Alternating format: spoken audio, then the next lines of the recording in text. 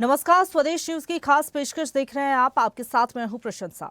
मध्य प्रदेश के पर्यटन को गुरुवार से हेलीकॉप्टर सेवा का पंख लगने जा रहा है। राज्य सरकार ने 3 पर्यटन सेक्टरों में जिस पीएमश्री हेली पर्यटन सेवा की शुरुआत की थी, उसका पहला कारोबारी संचालन आज से शुरू हो जाएगा। इस उड़ान के साथ ही मध्य प्रदेश अंतर्राज्यीय पर्यटन हेली सेवा शुरू करने वाला पहला राज्य बन जाएगा।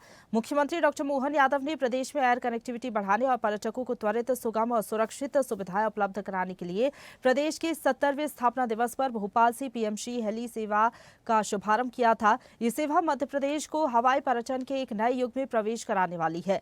आध्यात्मिक, इको पर्यटन और वन्यजीव पर्यटन स्थलों के बीच तेज और सहज हवाई संपर्क सुनिश्चित करते हुए इसका नियमित संचालन आज से शुरू हो रहा है। नई सुविधा से पर्यटकों को कम समय में अधिक गंतव्यों तक पहुंचने का अवसर मिलेगा और राज्य की पर्यटन क्षमता को नए आयाम प्राप्त होंगे। इस सेवा की सबसे बड़ी विशेषता ये है कि उज्जैन और ओमकारेश्वर ज्योतिर्लिंग तक की यात्रा मात्र 20 से 40 मिनट में संभव होगी, जबकि भोपाल से पचमढ़ी तक की यात्रा भी केवल 1 घंटे में पूरी हो जाएगी। कुल मिलाकर कहा जा सकता है कि तेज कनेक्टिविटी से पर्यटक कम समय में अधिक स्थलों का भ्रमण कर सकेंगे। इससे पहले संचालित पीएमश्री वायु पर्यटन सेवा के माध्यम से भोपाल से सतना, रीवा, सिंगरौली और खजुराहो के बीच हवाई संपर्क अब और अधिक तेज, सुगम और सुविधाजनक हो गया है। किफायती दरों और नियमित उड़ानों के साथ ये वायु सेवा क्षेत्रीय पर्यटन को नई गति दे रही है और स्थानीय अर्थव्यवस्था, रोजगार और सांस्कृतिक गतिविधियों को भी सशक्त बना रही है। मुख्यमंत्री ने कहा कि पर्यटक इन सुविधाओं का भरपूर लाभ उठाएं। उन्होंने कहा कि मध्य प्रदेश आने वाले पर्यटकों की संख्या में 526% से अधिक की वृद्धि हुई है। बीते साल 13 करोड़ 41 लाख से ज्यादा पर्यटक मध्य प्रदेश की धरती पर आए। हमारी पर्यटन प्रोत्साहन योजनाओं के कारण भविष्य में ये आंकड़ा और भी बढ़ेगा। हमने अपनी हवाई सेवा में भी इंटरेस्टेड दोनों तरह की सेवाओं के लिए बीजीएम लेकर के सरकार के माध्यम से एविएशन में बड़ी मदद करने का प्रयास है। हेली सर्विसेज भी चालू की। हमारी हेलीकॉप्टर्स के साथ साथ एयर एम्बुलेंस भी देश में सबसे पहले चालू की, तो मध्य प्रदेश सरकार के माध्यम से चालू की। मैं जब देख रहा हूँ कि हमारे आंकड़े देखें पर्यटकों के, तो पर्यटकों में 526% की वृद्धि, ये बहुत बड़ी वृद्धि होती है। जोरदार अभिनंदन। टूरिज्म के अधिकारी बैठे आपके माध्यम से मंत्री तक भी मैं सौगात पहुंचाता हूँ। 13 करोड़ 41 लाख से अधिक पर्यटक गत वर्ष आए। ये अपने आप में बड़ा आंकड़ा है। कहीं ना कहीं बहुत ही अच्छा प्रयास है सरकार द्वारा, क्योंकि क्या है, कहीं ना कहीं आज की तारीख में किसी भी फील्ड के या कहीं भी कोई काम कर रहा है तो समय का अभाव है। तो समय के अभाव को देखते हुए समय कम लगेगा ये सारी चीज़ों में। जैसे पचमढ़ी का ही लिखा है कि आई थिंक आधे घंटे में उसमें अपन पचमढ़ी पहुंच जाएंगे, ओमकारेश्वर 20 मिनट में पहुंच जाएंगे। कहीं समय में एक अभाव। दूसरा ये कि जो हमारे सीनियर सिटीजन हैं, जिनको सफ़र में किसी भी रूप में तकलीफ होती है, उनके लिए बहुत महत्वपूर्ण रहेगा। देखिए, किराया तो अमेंड एक बार होगा ज़रूर। एक बार इनिशियल स्टार्ट किया है, क्योंकि कहीं ना कहीं 6,500 तो पर पर्सन हो, लेकिन उस तरह की सुविधा भी है। कहीं ना कहीं आप जा रहे हैं, बाय कार जा रहे हैं, कुछ कर रहे हैं, तो 1,000-2,000 तो वैसे ही खर्च कर देता आदमी, खाने में करेगा या जो भी करेगा। और जो यहाँ से पैकेज लेके जाएगा तो होटल में खाना है, रास्ते में 4 घंटे 5 घंटे सफ़र करेगा, 1,000-2,000 की कोई वैल्यू नहीं। तो मेरे हिसाब से कोई ऐसा प्राइसिंग वाला इफेक्ट नहीं आएगा। तो पर्यटन को लगातार उड़ान मिले, इसके लिए सरकार की तरफ से तमाम कोशिशें की जा रही है और हेली सेवा के जरिए कोशिश है कि ज़्यादा से ज़्यादा जो पर्यटक हैं वो पर्यटन स्थलों पर पहुंचे और इससे जो है राजस्व बढ़े, साथ ही साथ पर्यटकों की संख्या बढ़े और मध्य प्रदेश को भी एक पहचान मिले। हमारे साथ गेस्ट जुड़ गए हैं। हमारे साथ जूना अखाड़ा महामंडलेश्वर स्वामी शैलेश आनंद गिरी जी जुड़ गए हैं। शैलेश आनंद गिरी जी, बहुत स्वागत है आपका स्वदेश न्यूज़ पर। इसके साथ ही हमारे साथ ट्रैवल इंडिया टूरिज्म के फाउंडर महेंद्र प्रताप सिंह जी जुड़ गए हैं। महेंद्र जी, आपका भी स्वागत है। और वरिष्ठ पत्रकार केएस शाइनी जी हमारे साथ जुड़ गई हैं। केएस शाइनी जी, आपका भी स्वागत है। सबसे पहले शैलेश आनंद गिरी जी, आपसे ही मैं शुरुआत करना चाहूँगी, क्योंकि मध्य प्रदेश में अगर हम बात करें धार्मिक स्थलों की, तो वहाँ तक अब पहुँच आसान होगी हेली सेवा के जरिए। चाहे उज्जैन की बात कर लें, ओमकारेश्वर की बात कर लें, कम समय में जो अब पर्यटक है धार्मिक स्थलों तक पहुँच सकेंगे। तो ये जो सरकार का प्रयास है पर्यटन स्थलों को बढ़ावा मिले और पहचान मिले, कैसे आप देखते हैं सरकार के इस प्रयास को? जी, अब आवाज आ रही है? जी, आ रही है आपकी आवाज। देखिएगा, हमें एक पुनर्परिभाषा करनी होगी इस विषय की। देखिए, स्वागत योग्य तो है कि पर्यटक हो या तीर्थयात्री हो, उनको सुगमता यदि देनी है तो हमें इस प्रकार की सेवाएं प्रारंभ करनी चाहिए थी और की है। मैं एक उदाहरण देना चाहूंगा। 2004 के अंदर जब मैं उज्जैनी के अंदर कुंभ के दौरान, सिंहस्थ के दौरान 2 हवाई जहाज लेकर के कंपनी के लेकर के आया था। तो उस समय के राजनीतिक दलों से लेकर के सामाजिक चिंतकों ने बड़ी चिंता जताई थी कि कहीं ये हमारी सुरक्षा के लिए खतरा तो नहीं है। किंतु आज कहीं बदल गया है। अब हमारे मुख्यमंत्री इस बात को समझ चुके हैं कि ये आवश्यक तत्व है। किसी भी जगह की हम सुगमता के साथ में पहुंचने की जो सुविधा देते हैं वो निश्चय ही बेहद कारगर होती है। हमने बात करी उज्जैनी की, तो ये तीर्थाटन का क्षेत्र है, ये पर्यटन का क्षेत्र नहीं है। हमने बात करी ओंकारेश्वर की, ये तीर्थाटन का क्षेत्र है, पर्यटन का नहीं है। तो शासन को सुविधाएं तो देनी है, किंतु साथ में नियमावली को वहां की लोकल सैंक्टिटी के अनुसार, मतलब वहां की लोकल पवित्रता के आधार पे वहां का स्थानीय तीर्थ के नियम के अनुसार उसका पालन करवाना चाहिए। और ये पालन यदि वो नहीं करवा पाते हैं तो उसके अंदर क्या होगा? सुविधाएं तो मिल रही है, किंतु सुविधा उनके सुख का कारण नहीं बनेगी, वो हमारे सांस्कृतिक विघटन का कारण भी बन सकती है। खैर, सांस्कृतिक उन्नयन के लिए ये सारी सुविधाएं आवश्यक है। मैं शुरू से कहता रहा हूँ और आज ये सुविधा प्रारंभ हुई है तो मैं इसका निजी तौर पर स्वागत करता हूँ। ठीक है। महेंद्र जी, क्योंकि 3 सेक्टर्स पर अभी फोकस है, आध्यात्मिक, इको टूरिज्म और वाइल्ड लाइफ सेक्टर, क्या लग रहा है आपको? अभी 8 शहरों को जोड़ा जा रहा है, कितना ये आने वाले समय में जो पर्यटन है उसको बूस्ट करेगा और यात्रियों के लिए कितनी बड़ी सुविधा प्रोवाइड करेगा? मैं Indian association of tour operator Madhya Pradesh Chhattisgarh का चेयरमैन ही हूँ और मैं टूरिज्म कमेटी फिक्की का भी चेयरमैन हूँ। और आपके चैनल के माध्यम से ये बताने में भी मुझे खुशी हो रही है कि मैं मध्य प्रदेश टूरिज्म को पिछले 5 सालों से पूरे ना कि देश विदेश में भी मैं प्रचार प्रसार के लिए टूरिज्म के साथ जाता हूँ।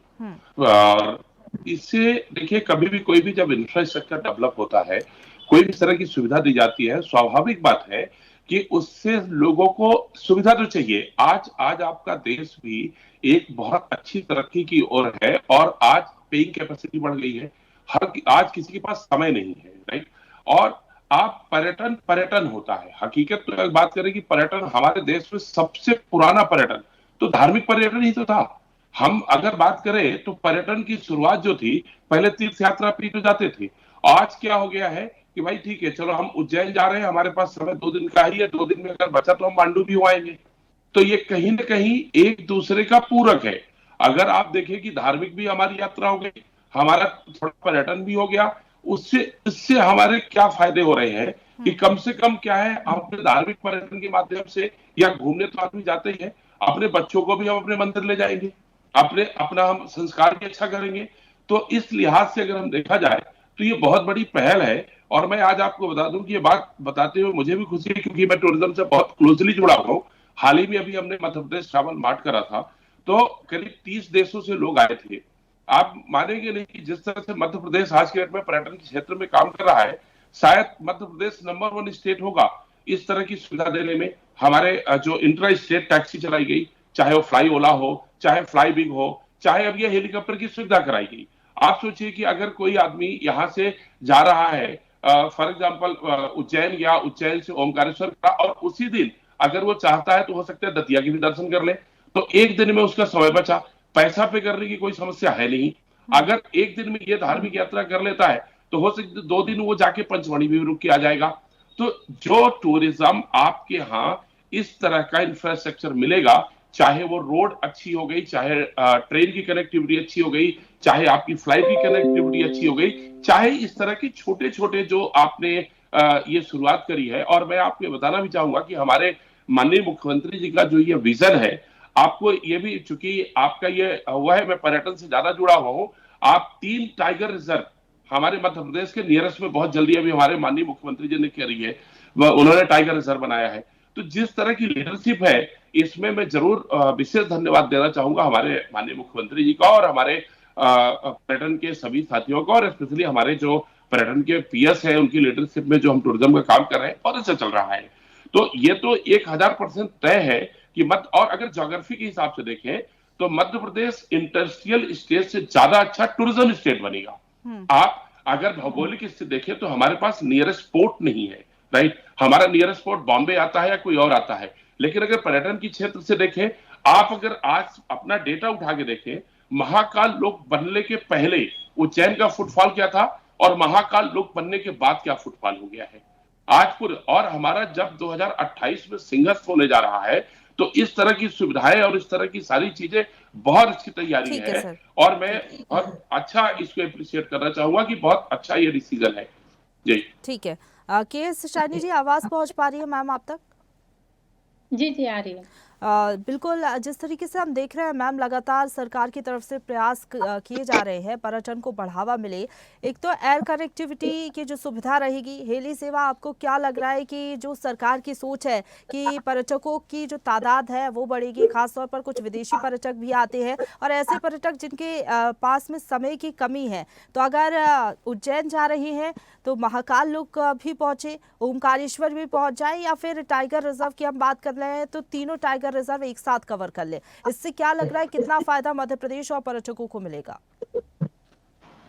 नमस्ते प्रशंसा जी और आपके पैनलिस्ट को भी और सारे दर्शकों को। मैं ये जो अभी आपने जो बात कही है ये बहुत सराहनीय है कि यहाँ पर जो एयर टूरिज्म शुरू हुआ है हेलीकॉप्टर से। पर मैं इसमें जो चीज जोड़ना चाहूंगी, अभी आपके पैनलिस्ट सब बहुत इस क्षेत्र के विशेषज्ञ हैं, तो इसमें मैं सिर्फ अपना जो अनुभव है उसके साथ जोड़ना चाहूंगी कि जितने टूरिस्ट आते हैं जो हेलीकॉप्टर से जो ट्रैवल करेंगे उनका परसेंटेज बहुत कम होगा। मेनली जो टूरिस्ट होंगे तो वो रोड से ट्रैवल करेंगे, एक कम परसेंटेज जो है वो हेलीकॉप्टर का सेवा इस्तेमाल करेंगे। और हमारे पास इतने सारे हेलीकॉप्टर नहीं होंगे कि ज्यादातर लोगों को हेलीकॉप्टर से ले जा सके। हमारे पास जो हेलीकॉप्टर की सेवा है वो सिर्फ एक जो एक अनुमान 1% 2% लोग जो है जो सेवा इस्तेमाल करेंगे उन्हीं के लिए रहेगा। पर वहां पे पहुंचने के बाद जो इस तरह की सुविधाएं मिलनी चाहिए, जो इंफ्रास्ट्रक्चर होनी चाहिए, रहने की सुविधा होनी चाहिए, जो हॉस्पिटैलिटी मिलनी चाहिए, खान पीन के जो व्यवस्था होनी चाहिए, एक सिक्योरिटी से लॉ एंड ऑर्डर की जो प्रॉब्लम्स आते हैं या इस तरह की चीजों को अगर ठीक तरह से किया जाए तो फिर निश्चित तौर पे पर्यटन को एक अच्छा बूस्ट मिलेगा। और मध्य प्रदेश एक बहुत इस दिशा में बहुत अच्छी कदम भी बना रहे हैं। और आपको मालूम है मध्य प्रदेश ही एक ऐसा स्टेट है जहाँ पे सभी चीज है। यहाँ पे वाइल्ड लाइफ भी है, रिलीजियस टूरिज्म के लिए भी है, हिस्टोरिकल मॉन्यूमेंट्स भी यहाँ पे सबसे ज्यादा है, फॉरेस्ट है, और जो प्राकृतिक रूप में भी देखा जाए तो मध्य प्रदेश के लिए बहुत एक अच्छा एक क्षेत्र है ज्योग्राफिकली, और सेंट्रली लोकेटेड है। तो इस तरह से मध्य प्रदेश एक टूरिज्म के लिए बहुत अच्छा एक क्षेत्र हो सकता है। और इसमें टूरिज्म का सबसे बड़ा एडवांटेज ये है कि हर क्षेत्र के लोगों को यहाँ पे रोजगार मिलता है। टूरिज्म अगर बढ़ता है तो आपको जो ट्रैवल से लेकर जो होटल चलाने वाले से लेकर जो छोटे छोटे ईट आउट्स होते हैं सबके लिए रोजगार हो जाता है। तो अगर टूरिज्म बढ़ता है तो ये ओवरऑल मध्य प्रदेश के लिए एक इकोनॉमिकली भी बहुत एक अच्छा अनुभव रहेगा, मेरे अनुभव। ठीक है, शैलेश आनंद जी, आप कुछ कह रहे थे महेंद्र जी की बात पर। दूसरी बात ये भी है कि आने वाले समय में सिंहस्थ भी है, तो क्या लग रहा है आपको हेली सेवा का शुरू अभी से होना, 2028 को लेकर भी लगातार तैयारियां हो रही हैं सिंहस्थ को लेकर, तो ये कितना पर्यटन को बूस्ट करेगा? देखिए, स्पष्ट एक बात समझिए, प्रकृति और रोजगार इन दोनों के मध्य में हमें एक संतुलन बनाना पड़ेगा। एक स्पष्ट बात रखिए, हमने उत्तराखंड से लेकर के तो गोवा तक का पतन देखा है। हम फुटफॉल बढ़ाने के लिए कोई बात नहीं करें, हम सुविधा के बात के लिए वहां तक पूछी थे, किंतु हम फुटफॉल किस बात के लिए बनाना चाहते हैं। 12 ज्योतिर्लिंग जिन जिन शहरों में है, शंकर जी वहां पर विचरण करते थे शांति के लिए। वहां पर हम यदि भिन्न भिन्न प्रकार के व्यापारिक व्यावसायिक उपक्रम चला देंगे तो कहीं ना कहीं उस जगह की सैंक्टिटी पवित्रता के ऊपर भी प्रभाव पड़ता है। तो शासन को चाहिए कि इसका इतना उचित अनुशासित एक दृष्टिकोण के साथ में विकास करे। देखिए, हेली सेवा क्यों नहीं चाहिए? जब मैंने स्वयं ने कहा कि 2004 में मैं निजी तौर पर एक निजी कंपनी के साथ अनुबंध करके 2 हवाई जहाज लेकर के आया था, और वो इसलिए लाया था कि सिंहस्थ का जो दर्शन है वो आकाश मार्ग से भी लोग कर पाए। 5,000 रुपए प्रति व्यक्ति के अंदर जब वो दर्शन करते थे तो उनकी जो एक फोटोग्राफी होती थी वो हमारे अंतर्राष्ट्रीय स्तर पर हमारी साख को बढ़ाती थी। किंतु ये ध्यान रखिएगा कि हम रोजगार के लिए उद्यमिता को पूजा बनाएं और उद्यम को मंदिर बनाएं, उद्योग को मंदिर बनाएं, और उद्योग के रूप में यदि हम हमारे देशाटन को या हमारे तीर्थाटन को लाना चाहते हैं तो इससे बढ़कर के मूर्खता नहीं होगी। हमारा पर्यटन नो डाउट, इसमें कोई शक नहीं। मैं मध्य प्रदेश के विशेष तौर पर हर कोने में गया हूँ। अभी सप्ताह भर पूर्व में शिप्रा प्रदक्षिणा करके 540 किलोमीटर की यात्रा करके आया हूँ। तो कुछ क्षेत्र ऐसे थे जहाँ पर पर्यटन की योग्यता थी, वहां पर उसकी संभावना थी, तो वहीं पर ज्यादातर क्षेत्र ऐसे थे जहां पर मंदिर थे।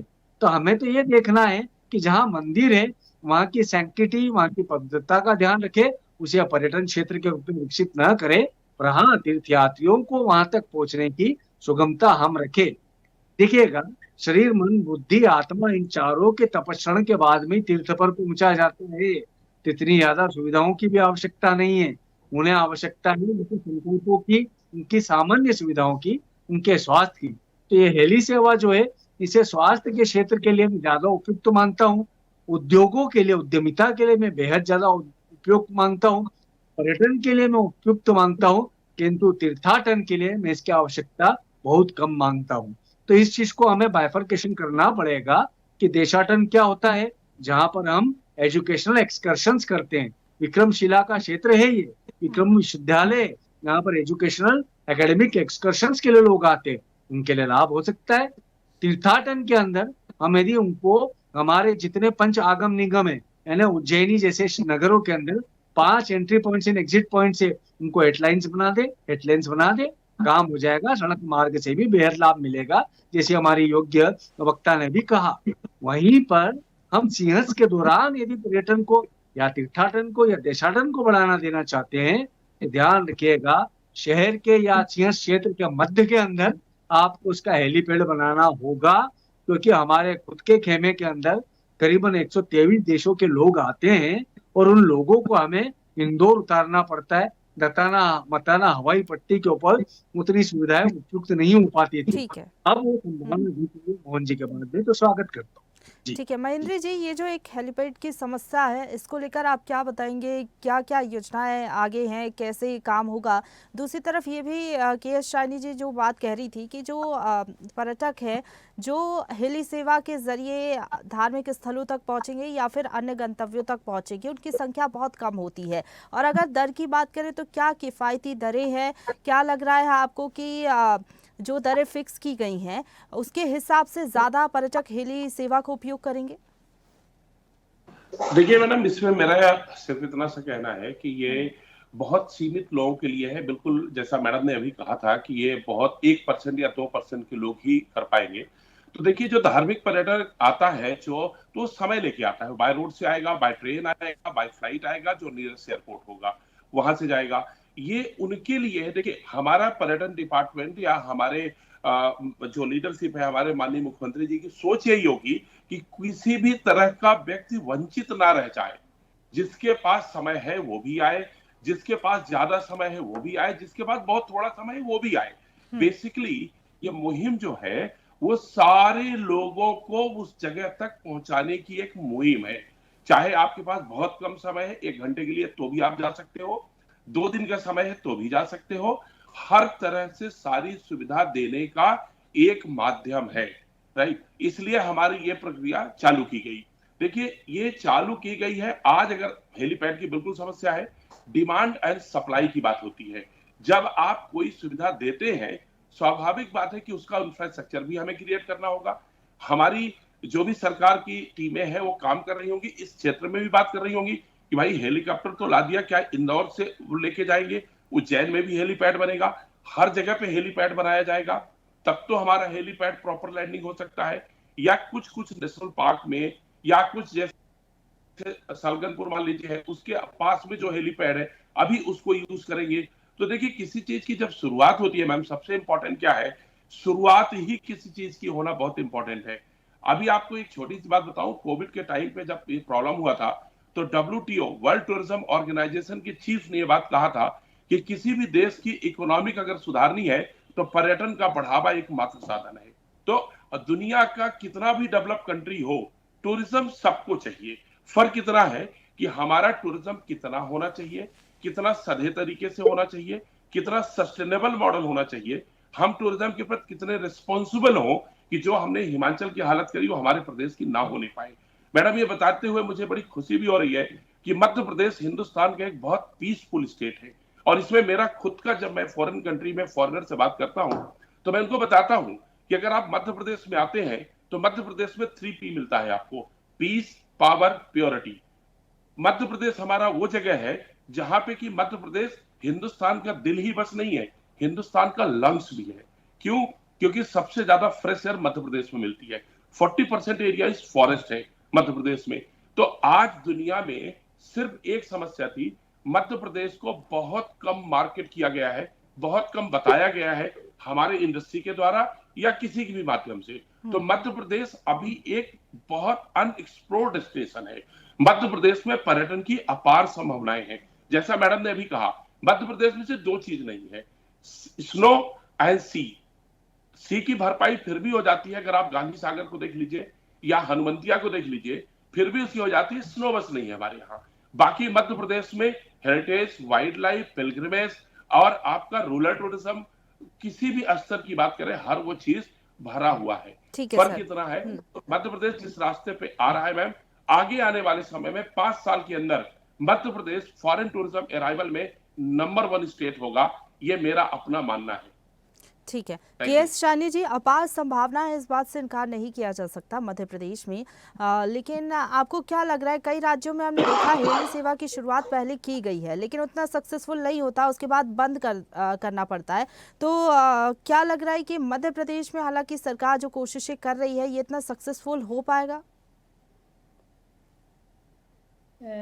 देखिए, ये सक्सेसफुल हो पाएगा या नहीं हो पाएगा ये तो वक्त ही बताएगा, लेकिन बंद होने का रीजन क्या है ये मैं बता सकती हूँ। होता क्या है कि जब स्टार्ट करते हैं हम बहुत ही ऑप्टिमिस्टिक रहते हैं, हम बहुत ही इसमें रहते हैं कि ये हेलीपैड शुरू हो रहा है और लोगों में बहुत आकर्षण होता है, सब कुछ है, लेकिन जैसे मैंने शुरू में भी कहा, इसका इस्तेमाल सिर्फ 1-2% लोग ही कर पाएंगे। तो क्या हम मतलब उसके बर्डन ले पाएंगे, क्योंकि शुरू में इसका कोई प्रॉफिट नहीं मिलने वाला। जैसे ये स्टार्ट होगा तो इसमें बहुत टाइम लगेगा इससे प्रॉफिट जनरेट होने के लिए। तो एक ब्लूप्रिंट होना चाहिए कि हम इससे जो लॉसेस हो रहे हैं उसको हम ज्यादा टूरिज्म को दूसरे रूट से बढ़ा करके इसको कंपनसेट कर पाए, तभी ये सस्टेन कर पाएगा। अगर हम सिर्फ एलिफेंट पे भरोसे पे हम रहेंगे कि हमने एलिफेंट शुरू कर तो टूरिज्म बढ़ जाएगा, तो ये तो नहीं होने वाला। टूरिज्म के लिए सिर्फ एक अट्रैक्शन हो सकता है हेलीपैड, लेकिन वो हेलीपैड से हम दूसरे जो टूरिस्ट हैं, जो रोड से आ रहे हैं, ट्रेन से आ रहे हैं, बाकी सुविधाएं जो उनको मिलना चाहिए, अगर वो प्रोवाइड करेंगे तो ही ये सस्टेनेबल हो पाएगा। वरना कुछ महीने बाद, जैसे आपने कहा दूसरे प्रदेशों में जिस तरह से बंद करना पड़ा, यहाँ पे बंद हो जाएगा।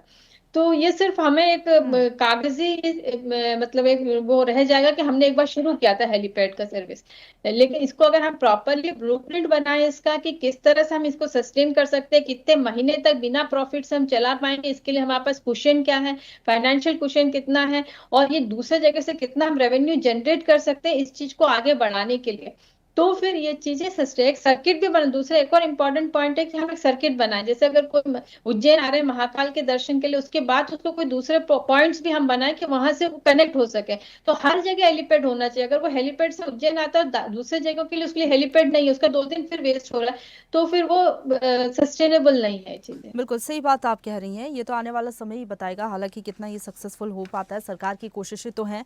बहुत धन्यवाद आपका के.एस. शानी मैम जुड़ने के लिए, चर्चा में शामिल होने के लिए। शैलेश आनंद गिरी जी आपका भी बहुत धन्यवाद, साथ ही साथ महेंद्र जी आपका भी बहुत धन्यवाद चर्चा में शामिल होने के लिए। तो पर्यटन को नई उड़ान मिले, ये कोशिश है सरकार की। हेली सेवा की शुरुआत सरकार की तरफ से की गई है ताकि जो धार्मिक और अन्य पर्यटन स्थल हैं वहां पर जो लोग हैं आसानी से पहुंच सके और पर्यटकों की तादाद मध्य प्रदेश में बढ़े, जिससे राजस्व भी आए और मध्य प्रदेश का प्रचार प्रसार हो सके, विदेशी पर्यटक जाएं तो विदेशों तक मध्य प्रदेश की जो अपार संभावना है पर्यटन को लेकर वो पता चल सके। फिलहाल के लिए इतना ही। तमाम बड़ी खबरों के लिए आप देखते रहिए स्वदेश न्यूज, सबसे पहले देश। ताजा खबरों के लिए लाइक, फॉलो और YouTube पर सब्सक्राइब कर बेल आइकन दबाएं। साथ ही ताजा अपडेट्स के लिए स्वदेशलाइव.com पर विजिट करें।